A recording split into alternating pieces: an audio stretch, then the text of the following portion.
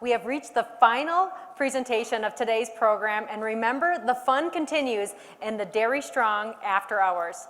On behalf of Edge Dairy Farmer Cooperative, I present to you our evening keynote presentation from someone with a 21 career season in Major League Baseball and needs no formal introduction, Baseball Hall of Famer Cal Ripken Jr.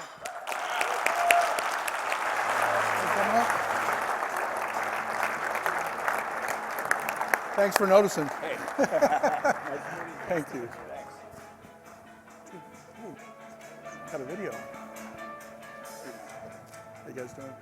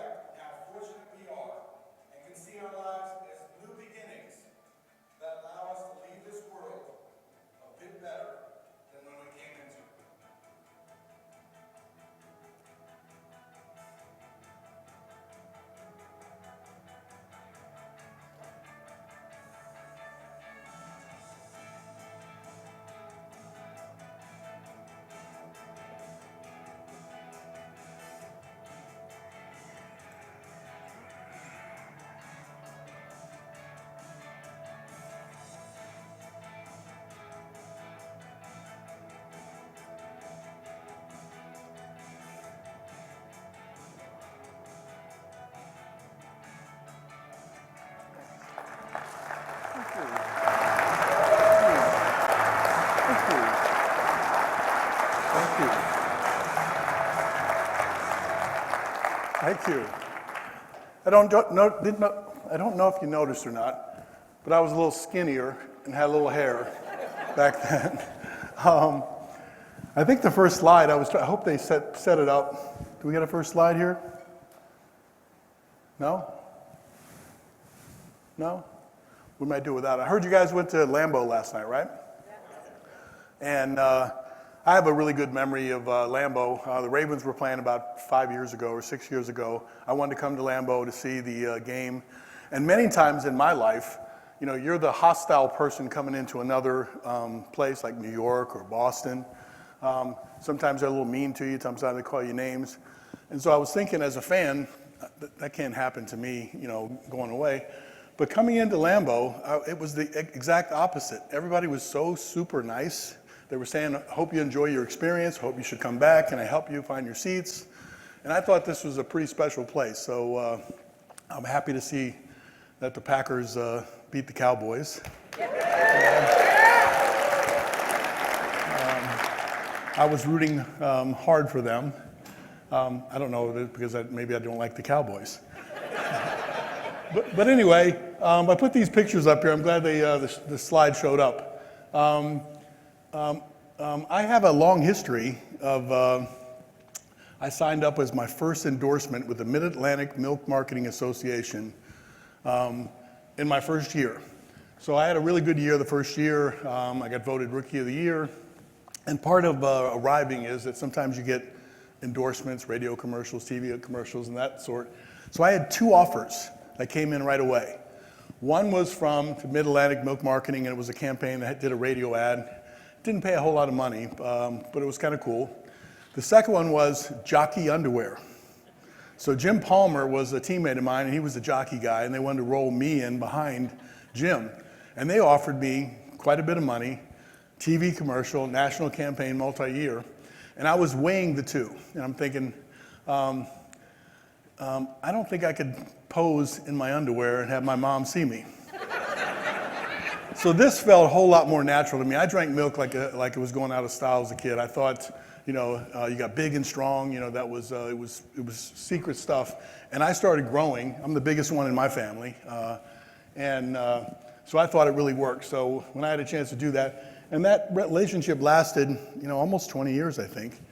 And so we did growth posters, which was really cool. I put a growth poster up in the basement, just on the door down there, and every time I walked down in a certain lighting, I thought somebody was down there jumping me or something. But the milk mustache ad up there was a national ad. Annie Leibovitz was the photographer for that when I went to New York and did that. That was super cool. That uniform, I still have it. I thought when she put it out and said, can you put this thing on, I'm thinking, I'm a big leaguer. This isn't a big league uniform. This is like a little league uniform. But the whole creativity of that really put it in place, and the milk mustache was perfect. So that was an authentic endorsement. That was who I was, and it kind of shaped all the decisions after that going on. All right, let me move on. I'm the guy that broke that record that was thought to be unbreakable, Lou Gehrig's record of 2,130 games. And because I did that, everybody automatically thinks I have this secret to perseverance, to longevity, to endurance, and they would come ask me for it. And in the early days, I didn't know how to answer the question. What's the secret? How'd you do it? I go, I don't know. And it didn't bother me until Derek Jeter asked me that question. Derek Jeter, in his first All-Star game in Colorado, I think it was my 17th or 18th at the time, he was jumping around looking for wisdom from all the players. And he pops up to me and says, Cal, I feel like I get tired after two weeks. I feel like I need to ask Joe Torre for an off day. How in the world did you do it for 17 years, without missing a game? Come on, man, what's your secret? And I gave him the same answer. I go, I don't know, it just kind of happened. And he gave me this bad look, which made me feel bad. And I thought, I got to come up with a better answer for Derek. So I leave him, and a reporter grabs me real quick and says, we thought the other record was unbreakable. Is your record now unbreakable? And I went, no, if I can do it, somebody else can. And they said, what traits would that player have to break your record? So the light bulb went off in my head and say, this could be the basis for my answer to Derek. So I sat down, it didn't happen too often, paper and pencil, sat down with a little exercise to list the traits that somebody would have to break my record, and I came up with 8 pretty quickly. And I looked at them a little bit more and I went, man, these things are pretty good. Maybe, just maybe, if I develop these things well enough, maybe I can parlay this into a book deal. You laugh. Is it up there yet? That's Jeter. There's my book. So it was the 8 elements of perseverance to make a difference, and it was fun to do. What I'd like to do is take you back to my original list, because the author, the ghostwriter, helped shape the book a little bit, and it reads really well. Highly recommend it. It's still out there. But I'd like to take you back to the original list, because that was my thoughts, and I think that's part of the secret of how I did it. So number 1, you got to have the right approach. Number 2, you got to have a strong will to succeed. Number 3, you got to have passion. Number 4, you got to be competitive. Number 5, you have to be consistent. Number 6, you have to be a person of conviction. Number 7, you got to have strength, both mentally and physically. And the last one, you have to have the ability to manage your life. So we save enough time where we can have a few questions at the end. I'll try to go through these, not in my long-winded normal way, but just so you get the idea. The right approach, to me, it's all about having the right attitude. And a lot of people say it all starts with attitude, right? I firmly believe it does. And my attitude was, as a baseball player, it's a pretty good job. I come to the ballpark every day ready to play, and if the manager plays me, puts me in the lineup, then I play. It's not my job to make out the lineup. It's not my job to beg out. I just play. And if you think about it, it was the collective decisions of the managers that created this thing called the streak. I was worthy enough to be in the lineup every day. They kept playing me in the lineup. I performed. But it was my willingness, because not everybody comes to the ballpark that way. Some people say, I need 2 or 3 days off, to get better. But I thought it all starts with the attitude, and that was number 1 on my list. Number 2, strong will to succeed. I analyze everything, so it doesn't surprise you that I started to think, where does your strong will to succeed come from? Is it genetic or is it learned? So I started to think about myself. I think it's both, part of the hardwiring. But my strong will to succeed in sports started maybe about 7 or 8 when things didn't go right. So I couldn't really stand it.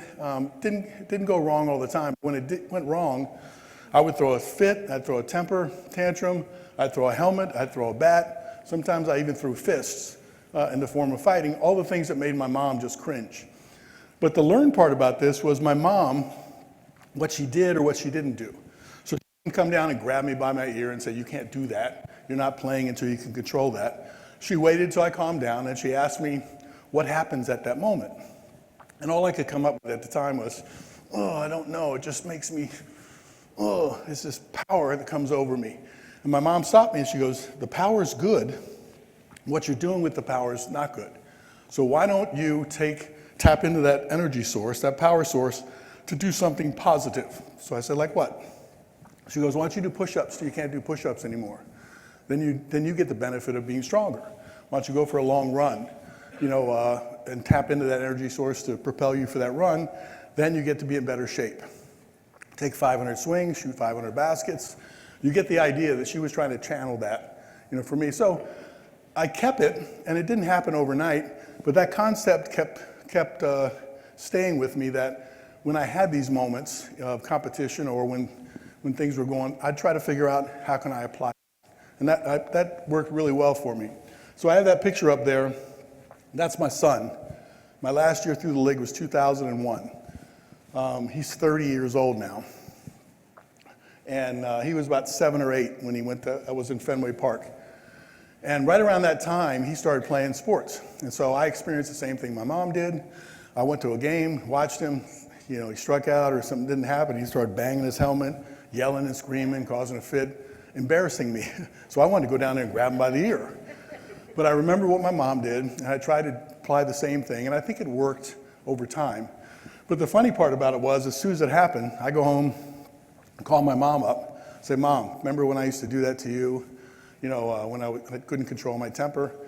And Ryan has got to be worse than me.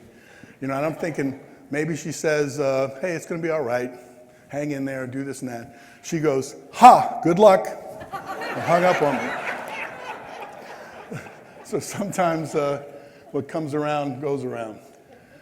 Passion. I think anything. If there's one on this list that allowed me to break the record, is that I loved every minute of being a baseball player. And it's the love of what you do that carries you through the tough times. And no matter how great your career might seem to go, you're going to have some periods of time that's going to be tough.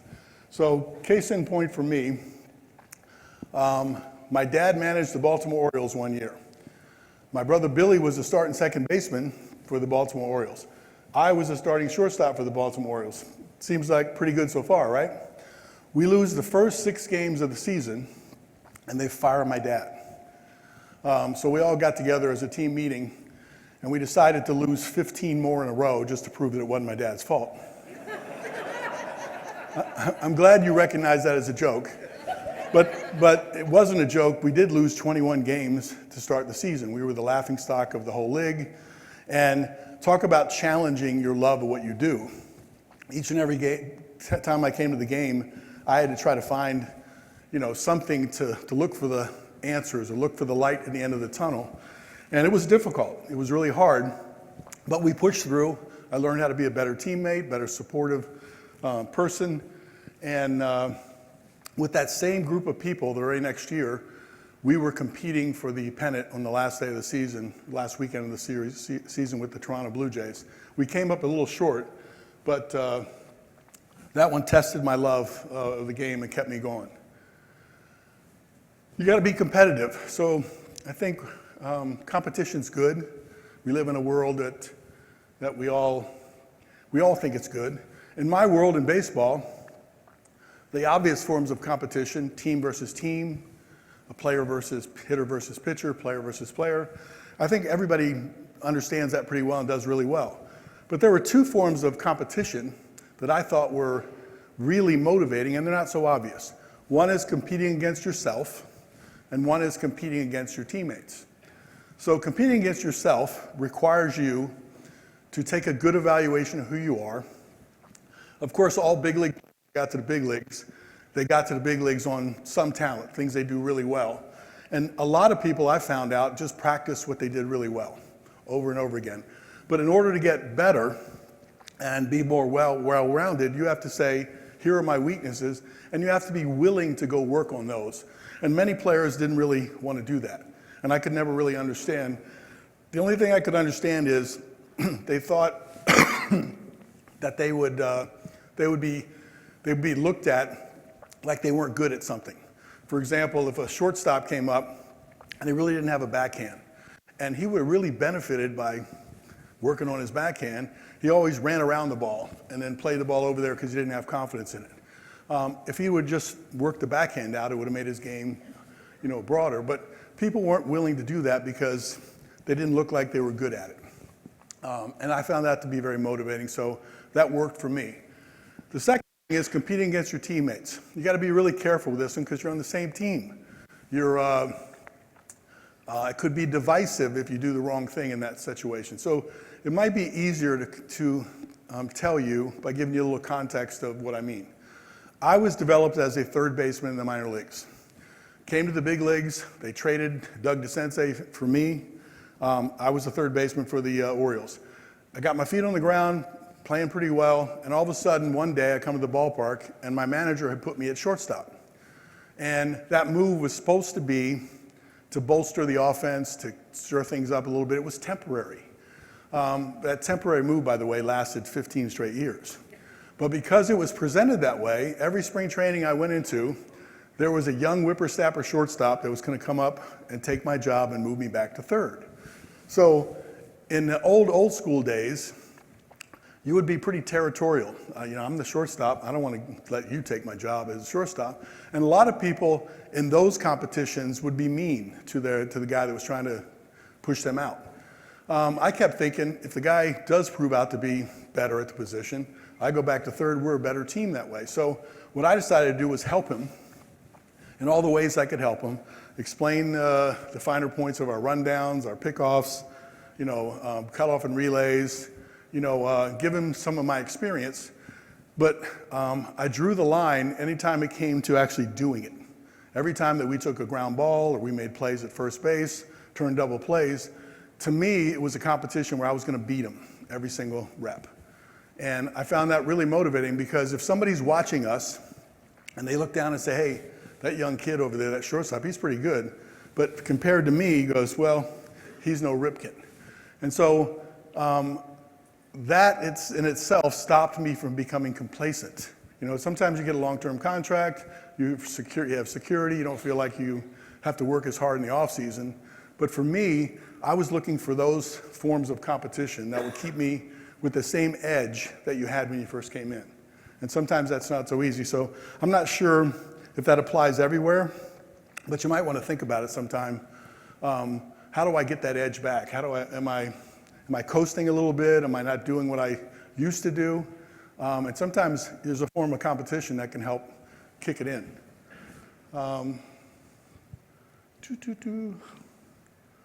Guess I'm not operating this right. Consistency. This is a fun one for me. You can't always get the game-winning hit, and you can't always make the game-saving catch. It's all the things you can do in between those two that will define your value. It's all the contributions you can make on a daily basis that will make you irreplaceable. So as an offensive player, I hit third for my team most of my career. My job description was swing the bat. You're one of the better hitters. Swing the bat, doubles, home runs, score runs, knock in runs. But if called upon, I could sack bunt. I could bunt for a hit. I could hit and run. I could move a runner from second to third, score a guy in a sacrifice fly. Heck, I could even steal a base. Now that last one, the pitcher would have to fall asleep right about here for that to happen, but it happened a few times. Defensively, shortstop, right, for most of my career. Have a job description where you turn double plays, you have coverages on steals.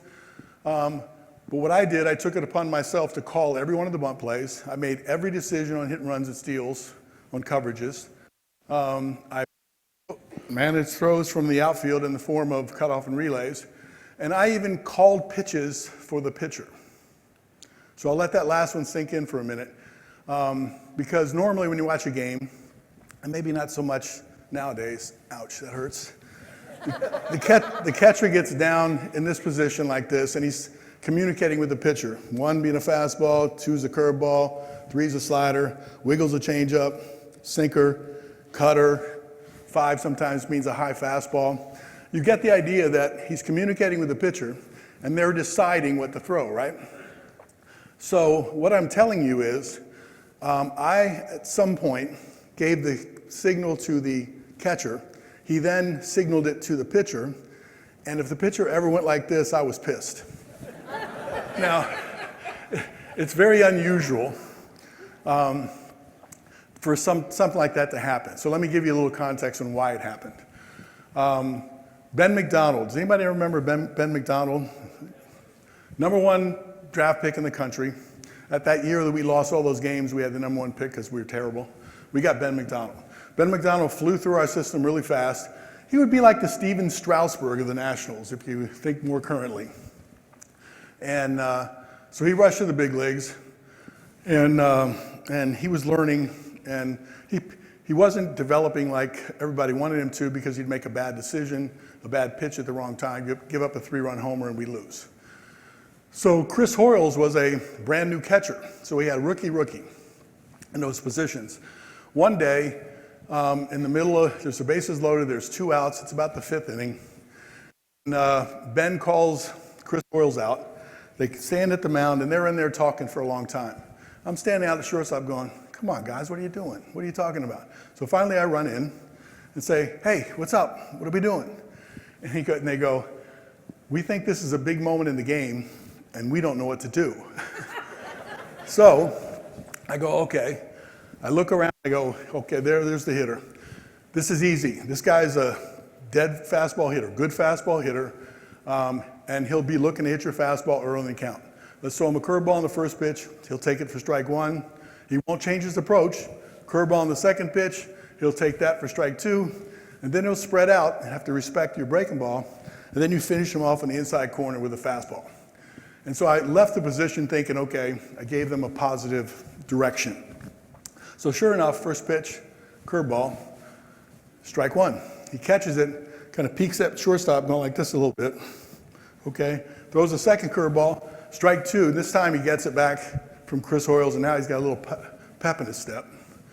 And sure enough, he throws a perfect fastball, about 98 miles an hour, runs back to the inside corner, called third strike, umpire brings him up, and he's running off the field looking over his shoulder at me as if I'm the smartest guy on the planet. And I am. But what happened after that was every time he thought, what do I throw? He didn't say, Chris, come on to the mound. He walked halfway to shortstop, says, Cal, come on in here. And I will tell you, I would give him a similar plan for whenever the challenge met, and he would execute on that plan to a T. And so then all of a sudden, he started getting better. And where was I going to go with that? I was trying to figure out, the reason I'm telling you this is because there's a value in contributions each and every day. But the real reason I'm telling you this is I like to brag. But as time would go on, he started getting better, and Chris Hoyles started, And Chris and Ben started asking me too many times, so I said, guys, instead of me coming into the mound, why don't I just develop a set of signs with Chris, and you'll know I'm with you. It's all part about confidence. And so if you want to know, by signs to the catcher, if you guys are Chris Hoyle's the catcher, and I'm out at shortstop, if I touch this side of my body first, something like this, fastball to that side of the plate. If I do the same on this side, anything like that, fastball to that side of the plate. This was a curveball, this was a slider, this was a changeup, and this was a forkball. So nobody's looking at the shortstop. If you do it early enough, nobody's giving you the signs. But what happened really quickly was, when I gave him the signs, I said, Chris, all you have to do is say, what do you think? This was, give me your glove and say, what do you think? And I'll give you a suggestion. So then he would start out the game going, what do you think? Second pitch, what do you think? Third pitch, what do you think?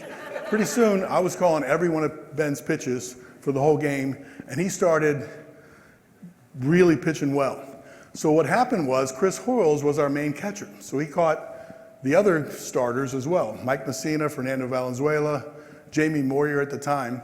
So he'd be sitting there behind thinking about, what do I call for Mike Messina? And he goes, Cal, what do you think? And pretty soon, I was calling everyone who pitches for the whole staff. And we started to roll. Now, I think I wanted to make the point is that I can only imagine if the manager decided he was going to take me out for a game and Ben was pitching. What would Ben do? Would Ben go to him and say, no, you can't take him out. I need him to call the game. But I think I went outside the box a little bit because I wanted to help, and I could help. So sometimes, helping, you got to go outside of your area. Like the pitching coach, I don't think would have been too happy with that. The manager didn't know. But sometimes you have to take a risk. And I was more valuable, even if I wasn't getting hits or I wasn't making plays at second base, because I was in the mix on the pitches, on every pitch. Ooh, got me out of breath. Conviction. This is a simple one. If you gotta, whatever you believe in, you need to stand up for it. So stand up for what you believe in. And in my house growing up, there was good stubborn and bad stubborn. That's how we looked at it, is if you were good stubborn, and which means you stood up for what you believed in, we were supported all the time. If you were bad stubborn, you were just being uncooperative or you didn't go along with it, and that was never put up. So my mom, to try to teach us what the difference, the gray areas of good stubborn and bad stubborn was, she would use my dad as an example. So one such example, my dad was away all the time because of baseball, but when he was home, and reminded me out there when we came in today, we got terrible snow removal in our neighborhood. We had a small little neighborhood, quarter-acre lots. And when the snow happened, my dad had access to an old farm tractor, and he'd go up there and start it. We built a plow behind there, and we'd plow out the neighborhood, shovel out, and he was really happy they could do that for the neighborhood because when he was gone, he was hoping that they'd reciprocate for his young family. So one time, we went up there in the worst of snowstorms. He tries to start the tractor up. It's dead, won't start. So he looks around for a minute, and he sees this old tractor crank in the corner. And he brings it over, and he calls us together, and he goes, I'm going to teach you guys how to crank a tractor. And so I was a little bit of a smart aleck at 16 years old. And I said, Dad, is this really something we're going to need in the modern time? And his parenting style was, shut up. And so he was teaching us, and if I remember it correctly, it was like, you push it down away from you, let the torque of the engine come back up. Then push it down, let it come back up on its own. And I immediately sensed that there was a safety issue here. So he wasn't having the success he wanted, so he said, I'm going to windmill this, push and pull, but I never want to see you guys do it. I said, don't worry, Dad, we won't. And so he's doing it, and on the upswing, which is the danger, if it starts or backfires or something, the fitting can come in your direction, which is, when I saw it, he pulls up like this, and it pushes it up into his head. So it cut a big gash into his forehead, blood's pouring out. He puts a rag over top of it. I just got my license, put him in the car, panicked. I was thinking, drive to the hospital. We start to drive by our house, and he goes, pull into our house. So we pulled in the house. I'm thinking he'll grab mom. Mom will know what to do. But he goes down in the bathroom and he puts a bunch of butterfly bandages on it. They weren't steri strips at the time, they were butterfly bandages. And he comes out with his old oily rag, and it looks pretty bad still, it's kind of oozing. And he goes, okay, I'm ready to go now. Now I'm thinking we're going to the hospital. So I put him in the car, start to drive towards the hospital. He goes, no, turn left. We go back up to the barn. He cranks the tractor, starts it up, plows the neighborhood out, and never went to the doctor. Now, if you were judging that, would you consider that good stubborn or bad stubborn? One more shot on Dad. Dad loved his garden, had his prized tomatoes. He loved working in his garden. One time this groundhog got into his garden and he didn't like it. And the way he was going to put a stop to it was, at 11 o'clock at night, he got a thermos full of coffee, an old lawn chair, and a shotgun. And he went and sat in the garden. He didn't show up for the first night, didn't show up for the second night. About 3 o'clock in the morning on the third night, you hear this loud boom. He comes and drops his coffee cup into the sink and says, he won't be eaten from my garden anymore. Would you consider that good stubborn or bad stubborn? Let me remind you, we did not live on a farm. Quarter-acre lots, and my mom decided there was going to be 3 forms of stubborn in the household. There was going to be good stubborn, bad stubborn, and just plain stupid stubborn. So I think if you're going to play 2,632 games in a row, sometimes you got to be a little stupid stubborn. The strength is one of the more obvious ones. Physically, in order to play all those games, you got to take care of yourself. And I always thought I was willing to take risks in the off season so you can prepare for the grind of the season. So I played basketball in my house, built a gym at the house. I had a weight room there, had people over. I lived in that space thinking that I needed to build myself up each and every time. And that discipline was really helpful. The mental side of that is that you got to convince yourself that you can do it. And once I got into the big leagues and played all those games and then finished strong, one season I knew I could do it. It wasn't a matter of, well, I got tired, I really needed a break. Once you do it once, then it's just a matter of the mindset each and every time. 2 guys on my team, two teammates of mine, Brady Anderson and BJ Surhoff, both had their best years, and they pushed themselves to play 162. And so I was kind of proud that I had Eddie Murray as a mentor to me that explained the importance of being in there every day for your teammates. And to have those guys do that. But they didn't do it, they only did it once. They didn't push themselves after that. I don't know if they convinced themselves or not. But that's the real key is to doing anything, is convincing yourself that you can, and then doing it once, then now you know it's possible. And the last one is life management. We all have to manage our lives and our work and what we do, and there's many different times you have to balance things. I'm not talking about that. I'm talking about control.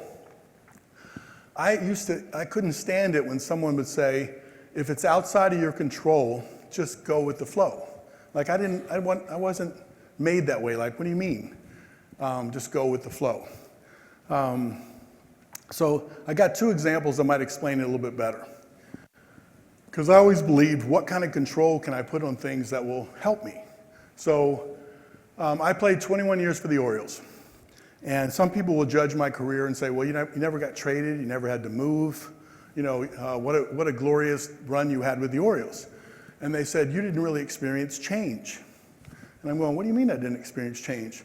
And they go, well, you didn't have to go anywhere. You played in your home city and all that kind of stuff. And I went, do you know how many managers I played for in 21 years? Anybody want to take a guess? 6 is not bad. A little higher. 8's not bad. A little higher. 9. Perfect. And so here's proof. Earl Weaver, Joe Altobelli, my dad, Frank Robinson, Johnny Oates, Phil Regan, Dave Johnson, Ray Miller, and Mike Hargrove. So if you do the quick math, simply, I had 21 years in the big leagues, 9 different leaders. So change is coming to me every 2.5 years. And I quickly realized you could sit back and do that whole thing, let me find out what they expect of me and then wait. Or you could be proactive in the process. So what I did, first day of spring training, by the way, that's the happiest that manager is going to be ever. First day of spring training, nothing has happened. I would walk in and shake his hand, say congratulations on being the manager, right guy for the job, and then I would take that time to say, how do you see my spring training unfolding? And then most of the time, the answer was pretty consistent. Well, Cal, you've been doing this for a few years. How do you see your spring training unfolding? So it would give me the chance to, I would go home and work out every day of spring training, 6 weeks. And I would bring it back to him the next day, and I'd say, here's what I think. And he would thank me for this piece of paper, and then he would manage me from that piece of paper. So early in my career, I thought the more games you played in spring training, the more at bats you got, the readier you were. But as you start to learn the game, it's too much in spring training for a regular player. I need practice time, backfield time, weight room time. I need to know when I'm playing and I want to be hot at the end of spring training. I don't want to get hot early on and then go through a slump towards the end and start the season. So I had all these things that I had to work out. Now, so I knew when I wasn't playing tomorrow where I could blow it out in the weight room that day, or I could do some extra work in the backfield. So that all made sense to me. My teammates, some of them got mad at me and they go, who's running the team, you or the manager? And I go, all you have to do is go in and have this conversation with them. Do you know how many people took me up on that? 0. Now, I don't know if they thought it was combative. To me, it's just common sense. They had to come to the ballpark at 7 o'clock in the morning, walk up to this big board that was a roster, and if their name was circled, they went on the trip that day, and if it wasn't, they stayed back. Now, it bothered them, but they didn't do anything about it.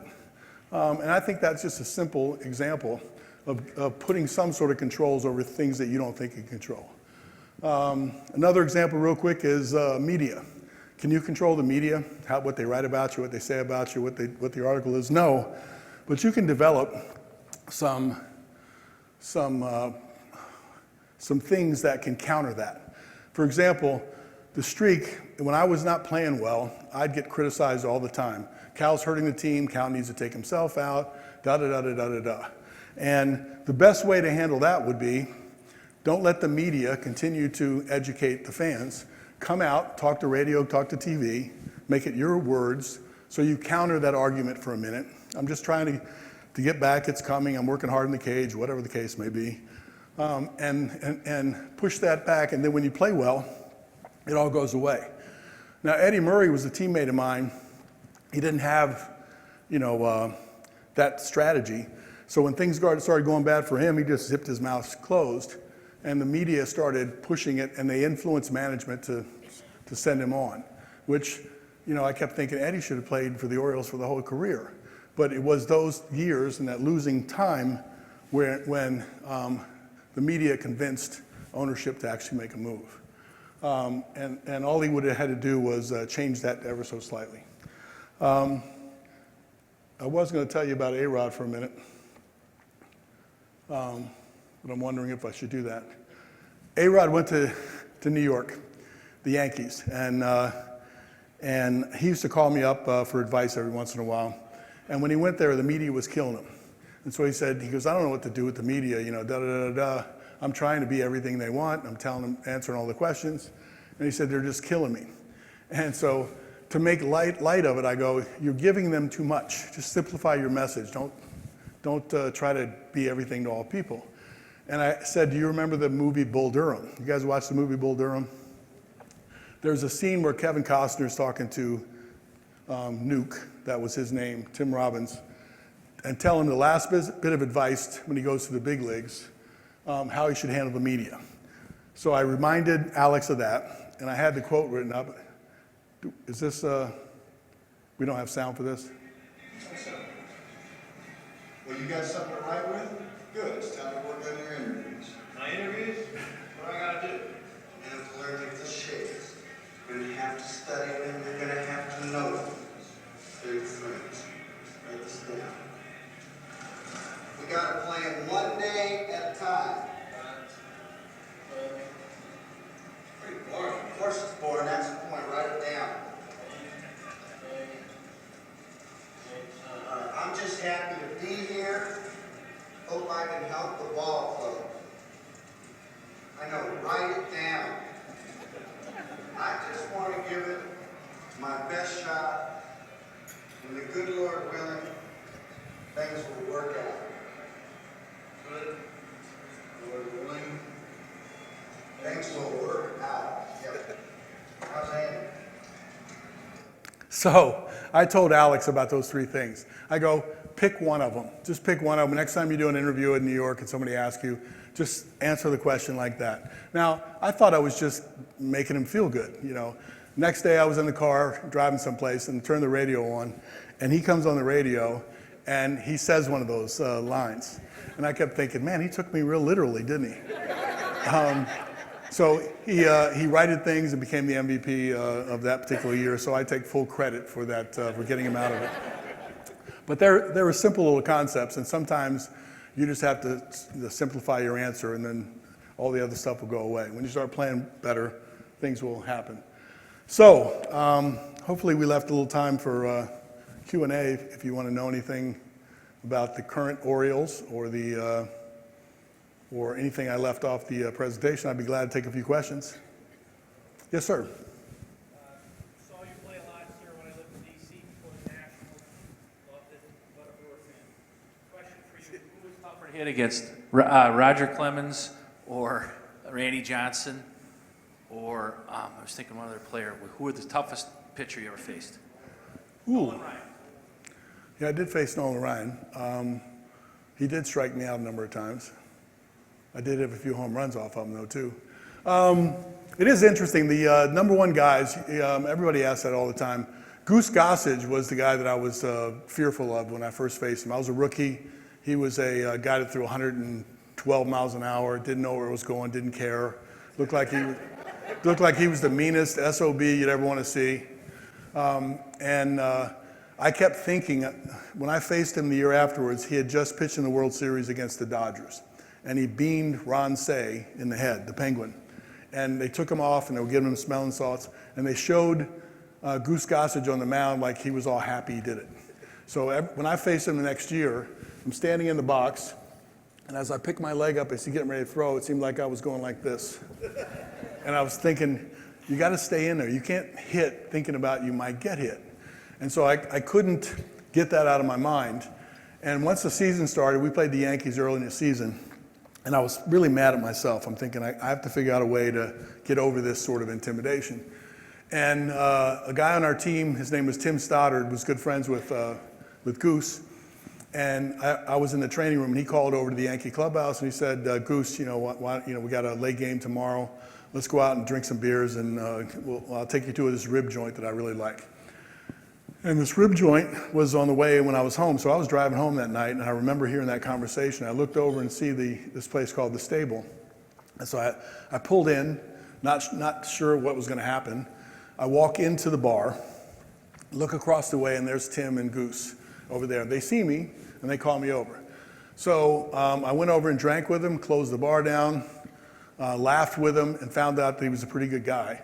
And it totally took the edge away. So I got 4 hits off him my next 5 at-bats. But it told me, and it caught me an interesting thing, because intimidation is a big factor in the game. They will test you, because if they can throw a ball up around your head, and then you don't hit after that, then the word will spread around that you can be intimidated, and other people will start doing it. So the best way to protect yourself is to figure that out and stop that from happening to begin with. So when I started thinking about that, all-star games are the place where your teammates with all the best pitchers in the league, and you don't know them. So I tried to actually walk around the room and try to get to know them to see if they had an edge or something. And Roger Clemens would never want to talk to you.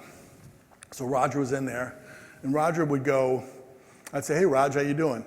And the best I could get out of him for a few years was, he pursed his lips like, I go, what's that mean? Like, does that mean hello? And one day I came in to the All-Star game. He's on the training table, already there, doing his pitcher's exercises, laying face down on the training table with doing lateral raises and different angles and stuff. And I come in, said hi to the trainers. I go, hi, Roger, how you doing? He didn't say anything to me, he just kept doing his exercise. So I get close to his head, and I go, "Hey, Roger, how are you?" And then he didn't say anything to me, so I jumped on him. I jumped on him, and I grabbed the bottom of the training table, so I was using my strength to push down on him, so I was squeezing him. And so he tried to get up, and he's a big dude, and he couldn't get up, he couldn't get away. And he kept saying, "What's wrong with you? Get off me, get off me." So I held him for a minute, made my point, and then pushed him away, and I go, "Next time I say hello to you, you'll say hello to me back." Now, if Roger was here, and I told that story, he'd go, "That's bull, that never happened." But the important part was, it's not what Roger's reaction would be, it's what my reaction is, because sometimes you gotta have courage when you stand in the box. So what I thought from that is, I proved to Roger that if something would ever happen, I could hurt you. And so when I got in the box and the count went 0-2, and I'm thinking, guy's gonna come in here on me again, I kept convincing myself, well, he's not gonna miss in here because he don't want to start anything. He's gonna miss over there. And it's all in my brain. So that's how I used to think about things. And many times you could use that to give yourself, courage by playing.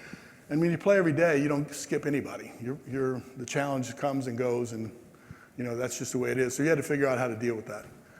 I don't know if that's the answer that you were looking for, but it was an answer. Hey, Oh, I'm sorry.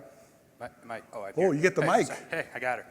Mr. Ripken, thanks for being here tonight. It's been a pleasure listening to you speak. I have more of a comment than a question. I grew up literally walking distance from Milwaukee County Stadium when they were in the American League. And I just remember being there with my parents and my older brother. And I remember my mom, much to her chagrin, my dad, we're waiting for autographs after the game. And you were always one of the guys who would stick around and sign baseballs, you and Robin Yount and all kinds of guys. But I just wanted to say thanks that, made a whole new generation of baseball fans. And maybe if you could speak a little bit to inspiring kids along the way throughout your career and how important this game is to youth in our country. Well, it's a good story. I'm glad that I didn't blow you off, and then you would hate me forever. No, I always thought the autograph was, first of all, when you make it, signing your baseball card is like the coolest thing. It's like when you're in the minor leagues, you want to have a baseball card so they'd ask you. Then you get to the big leagues. And I always thought, I looked at myself as a little bit of an introvert, and it gave you a chance to interact with people. And you did that through the autograph, and if you've ever done it and a kid gets all excited and runs away and shows his parents that, look what I got, you'll want to do it again, just because it's an authentic, genuine excitement. And so I always try to do that. I always try to make time during the course of the day.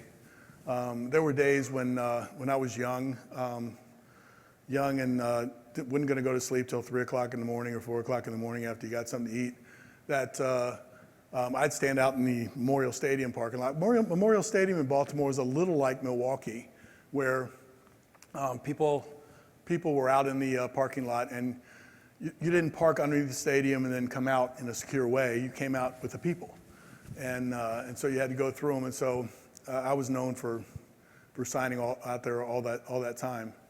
And when some teammates would say that they didn't believe in the autograph and all that kind of stuff, I would kind of remind them that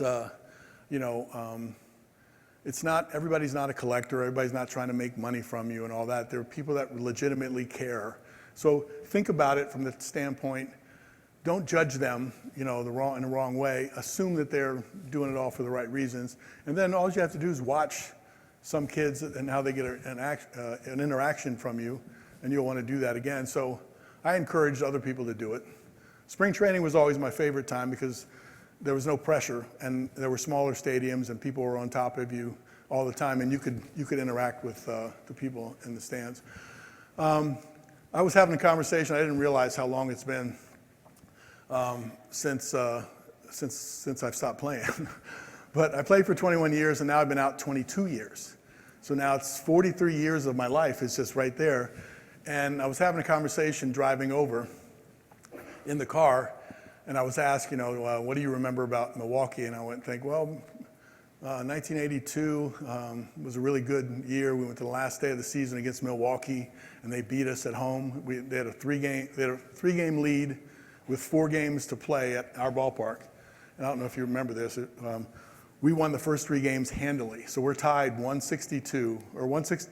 After 161, we have the exact same record, and the next game is going to determine who goes to the playoffs. Jim Palmer hadn't been beaten in 14 games or 15 games. Robin Yount was the MVP that year. Robin hit 2 home runs off Jim Palmer, and they beat us, and they went on to play in the World Series. I think they lost to St. Louis that year, I think. But the next year, we ended up winning the World Series. But the Harvey's Wallbangers, the Brew Crew, all that kind of stuff, I used to love coming to Milwaukee during that time frame. It was a really authentic sort of baseball competition. I thought it was a really cool thing. And I guess when you get older, I'm 63 now, yeah, those memories seem like they're about 5 years ago or 10 years ago. And that made me realize that, damn, 82 is 40 years ago. So anyway, it's kind of sad. Now I'm upset. Yes. Okay, you pretty much almost covered my question in that monologue. What was your relationship with Paul Molitor and Robin Yount, and any other stories that you could share? So, I've got to think which stories I can tell, which stories I can't. No, I mean, Robin Yount was always really good to me. I enjoy going to the Hall of Fame every year now. When you get inducted in the Hall of Fame, it's sort of nerve-wracking and special and all that kind of stuff. But it's really a lot more special when you go in when somebody else is being inducted, because you get a chance to watch and enjoy the people.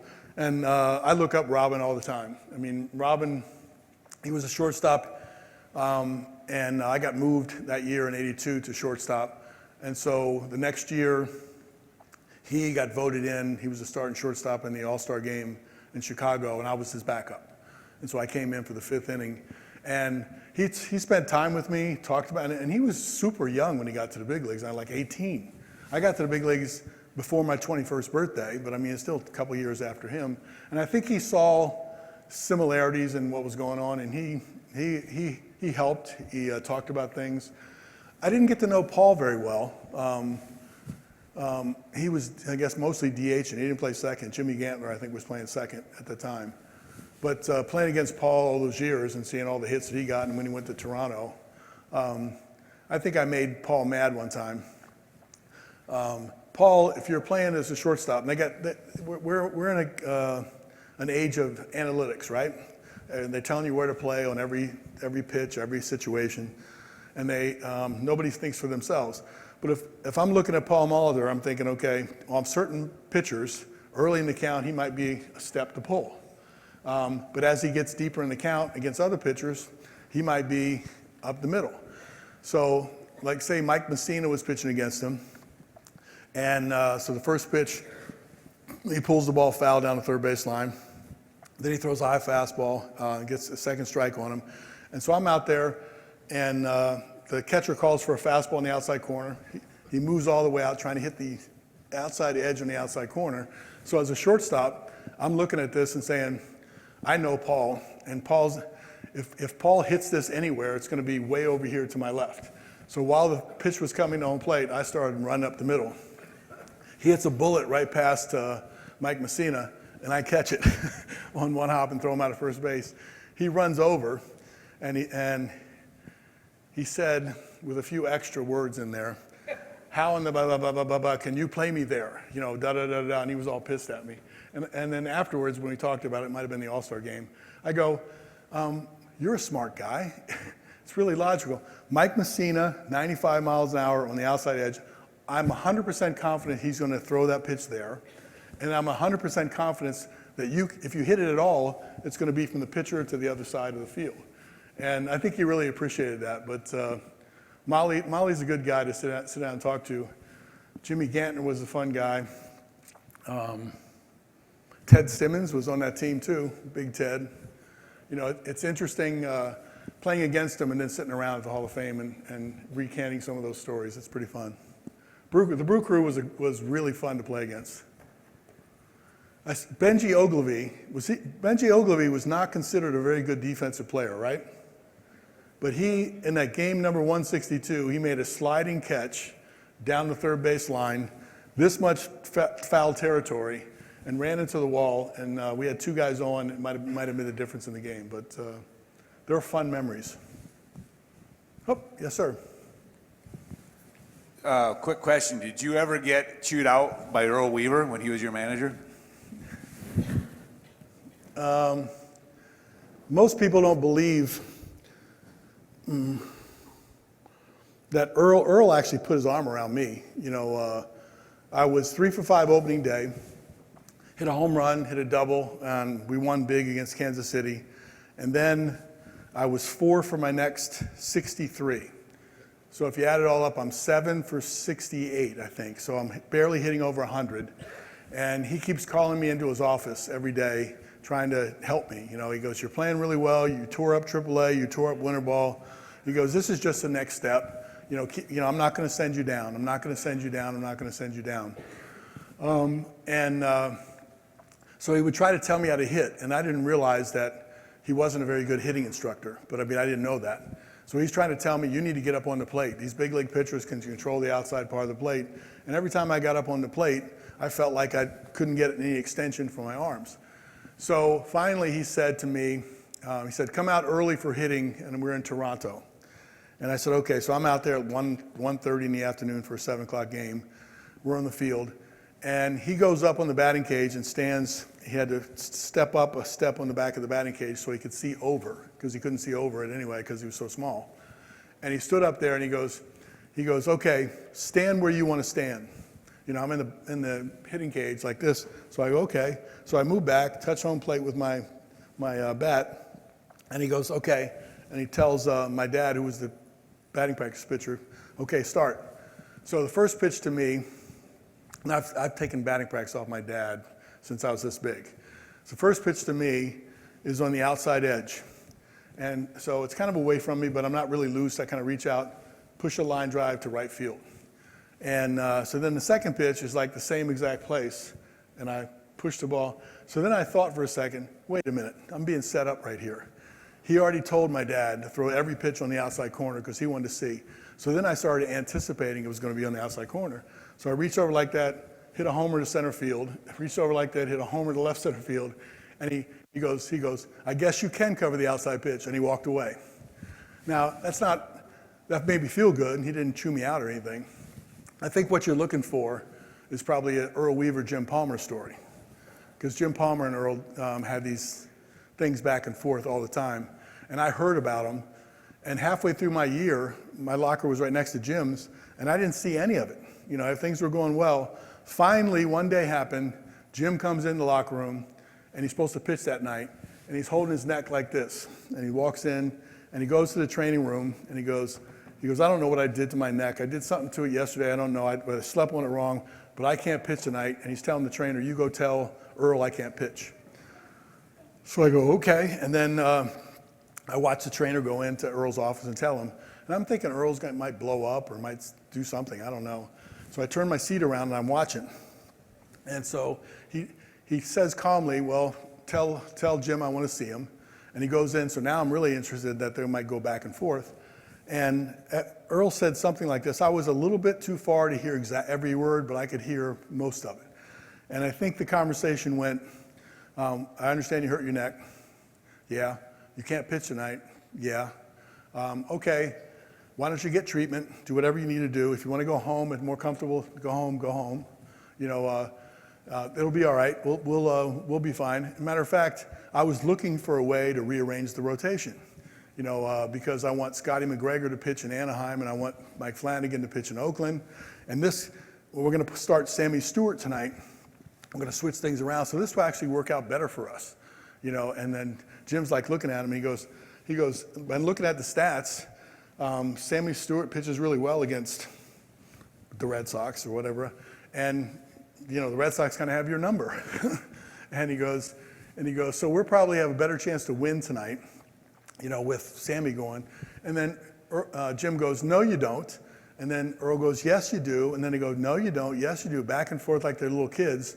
And all of a sudden, Jim jumps up and he points at him. He goes, "Listen, you little son of a bitch. I'm pitching tonight, and there ain't a damn thing you can do about it." So I'm sitting there watching, and my mouth must have dropped open like that.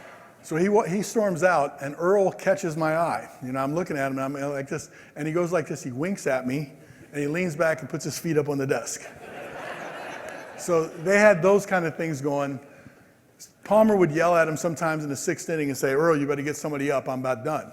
And Earl didn't want to leave him in. So Earl would say, okay. He'd go to the phone, call the bullpen, and get the least likely candidate, the guy that got shelled yesterday or somebody else up. And Jim would yell at him from the pitching mound going, why do you got him up? And he goes, he's coming the game. And he goes, the hell he is. And so he played those sort of little games with Jim and to get him to stay in or get to motivate him. Earl said, I'll tell you a really quick Earl story because this is more like Earl. Earl Weaver in Yankee Stadium got thrown out of a doubleheader. It was in the 8th inning of the first game. Play at second base. He goes out and argues. He's arguing back and forth. He's calling the guy names and all this kind of stuff. He throws him out of the game. He's out there for a while. And he turns around and starts to walk back. And the umpire looks at me and Rich Dower, the second baseman. He goes, I'd love to kick his ass, you know, like that. And then, so Rich Dower in between games goes in and tells Earl what the umpire said. So Earl goes out to exchange lineup cards for game number 2, and he takes Dower with him. So he takes him to home plate and he says, I understand you said you wanted to kick my ass. Is that what he said to Dower? And Dower said, yeah, that's what he said. And so they started arguing again, like, here's your chance. You can do it in front of 50,000 people or whatever else. And they're arguing at home plate. And Jim Evans, the umpire, threw him out of the game again. And at those days, the umpire had to fill out a report for throwing you out. So they get they take their stopwatch out of their pocket.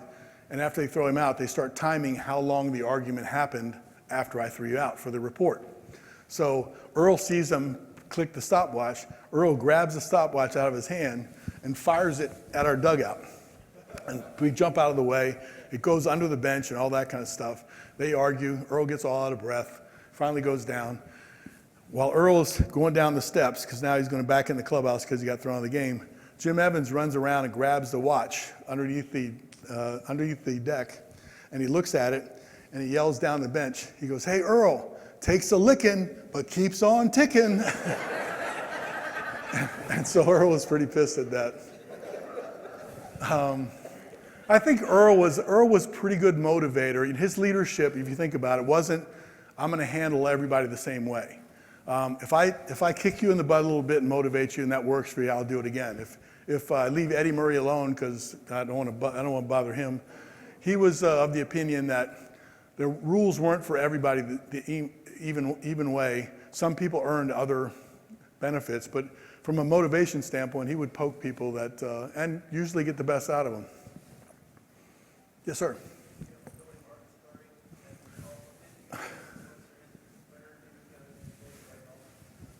Say that one more time. I still couldn't hear the part. Did we go to the White House? Did you go to the White House? You know, no. I don't know why that wasn't a tradition then, was it? 83? No. And do you have any Billy Martin stories? Billy got in a fight in Baltimore with Ed Whitson at the hotel the night before. Ed Whitson broke his arm. But Billy Martin, and his face was all messed up. Billy Martin came the next day and managed, went out and took the pictures out with a thing on his arm. But no, that's about all I remember. I didn't. They say that if you were around him and he had too many drinks, don't be in range of him because he liked to punch first. So be out of his range. But no, I don't. I mean, it was pretty interesting. Is that you play every day, and then some people say you play hard. You play hard in the field, and you play hard off the field. There might have been a couple of examples that that's the life they lived. I've had the pleasure of watching the Washington Nationals since they came to DC, and I feel like as a fan, we've noticed how the clubhouse dynamics really play out on the field and the success of a team, but that's as a fan, my opinion. So maybe I have a weird opinion about that, but I want to hear what a player's opinion is about clubhouse dynamics and the success of a team on the field.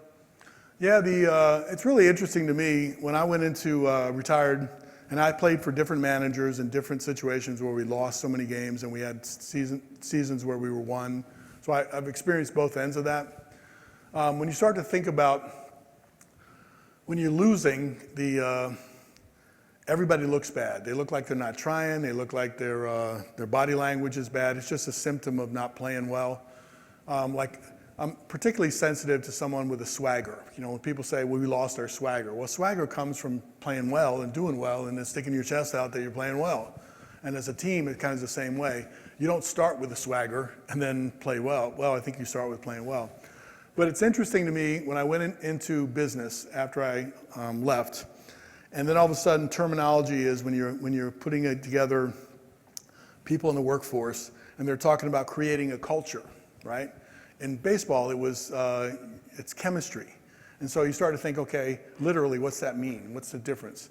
Chemistry, because talent rules in sports and in the draft, you're drafting people based on how hard they can throw, how hard they can hit, and then you put them all together and now say, play together. So it's almost like you have all these elements and now you're going to shape those elements in a chemistry sort of way to win. But the Orioles, years and years and years ago, had built a really good minor league system.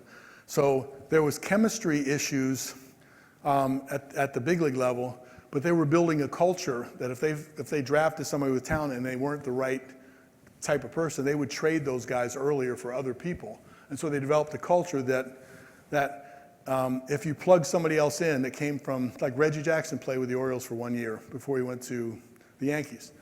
And so people were worried about him coming into a clubhouse, you know, that was already, you know, Oriole strong. But when you have a chemistry in your clubhouse, you can turn one person or two people into your chemistry.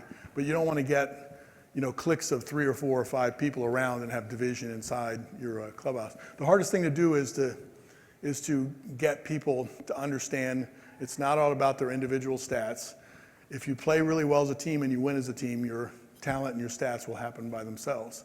So it's a hard thing to do, is to get a good clubhouse. It's not, my brother Billy was considered a good clubhouse guy. He was a jokester, he was outgoing, he laughed and, you know, did all kinds of things. He was really well liked, you know, and sometimes I think you can overvalue that. That element is that you don't need to keep people loose. It's just people need to know which direction they're going in. And I think, personally, it's the leader. When you hear a manager talk about there's lack of leadership in the clubhouse, you know, from a team standpoint, my first thing is saying, well, you're the guy that's in the clubhouse and you're the guy directing. If you start seeing those fingers pointed there, then you know that they have some leadership issues with the manager, in my opinion. There are times when players can help players, for sure, but you don't have the authority to do all kinds of stuff and like the manager does. Did I wear you guys out? You tired? You done? Well, please help me thank Cal It's fun. Ripken Jr. It's fun. Thank you. Thank you very much.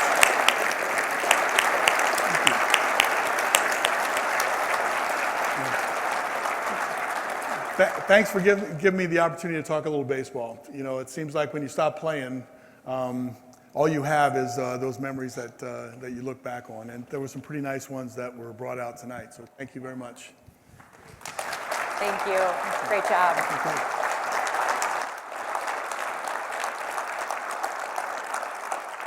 Thank you again, Cal and Edge Dairy Farmer Cooperative, for sponsoring that presentation.